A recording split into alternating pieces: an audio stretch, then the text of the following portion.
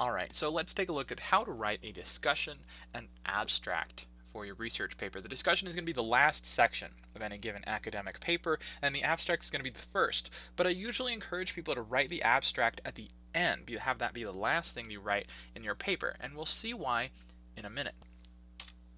So first, the discussion section. Your discussion section is usually going to be one of the longest sections, one of the most complicated sections of your research paper. But that doesn't mean it's going to be terribly difficult to write, because you're going to cover things that have already been done or things that just need to come from your own personal opinions. So, what sections have we got? First, a summary, 1 or 2 sentences to tell us what happened in your study. Kind of go through the introduction and methods section again, very briefly, and make sure that you clearly state your research questions or study goals. For more complicated research, you're probably going to have at least 1 or 2 paragraphs, sometimes even several pages, to restate what happened in the study. But this really shouldn't be the biggest part of your discussion. Next up, we're going to talk about the results. The results section is going to restate the results in layman's terms, make sure that people kind of get a roundup of what did you find in your study, and make sure you talk about why that matters. Why did those results have an impact? How is that going to affect science, or how is that going to affect people?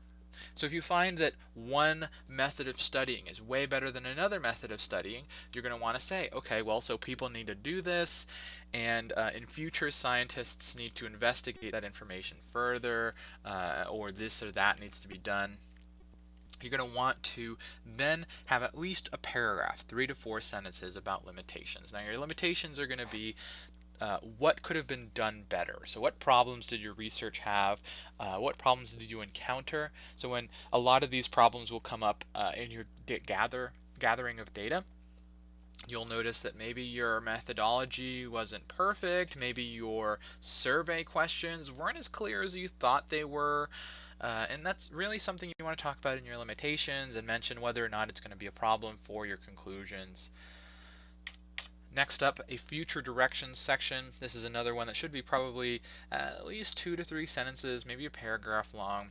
Your future directions section is going to cover what's the next stuff that needs to be researched. Your results and limitations section should really lead into this very well. Given what we found, what should we investigate next? So since we found that flashcards are a much better form of studying than reading, maybe we need to figure out, well, is making the flashcards useful, or is using the flashcards useful? The next study is going to investigate that. Another thing is that your limitations should pretty much all lead into future directions. Oh no, we realized that question 3 was kind of vague. Everyone kind of thought that this question was about this thing, but we intended it for it to be about this other thing. So our next study, we're going to change question 3 and see if we find the same results. Finally, you're going to want to have a conclusions paragraph, at least 3 or 4 sentences about what can you take away from your study. You're going to restate things here in all likelihood, but the conclusions paragraph is going to be one of the best places for people to go. If they've read the abstract and they just want to see, well, what are the important takeaway points of the paper, read that last section, the conclusions section. Okay, so how do we write an abstract? Your abstract is going to be 150 to 250 words. And it's going to be a brief introduction to your paper. So you should have 1 or 2 sentences for each section. 1 or 2 sentences for your intro, 1 or 2 for your methods, 1 or 2 for your results, and 1 or 2 for your discussions/conclusions. The reason I really strongly encourage people to write their abstracts after they've written everything else in their paper is because you will have a pretty good idea of what happened in your paper after the fact. You'll already have practiced writing out the major parts of your paper, and you'll already have worked through what things really matter, and so you'll have a pretty good idea of what sentences you need to include. For the most part, when you write an abstract, people come up against the issue that they don't have enough words to say everything that happened in their paper. And so having already written everything, then the job is to condense it down into just, 4 to 8 sentences, 150 to 250 words. It's the most important part of your paper because it's what draws people in. It's what tells them what's your study about. It's kind of like the trailer for your paper or the book summary. You want to spend a good amount of time on it, but probably not a heck of a lot of time.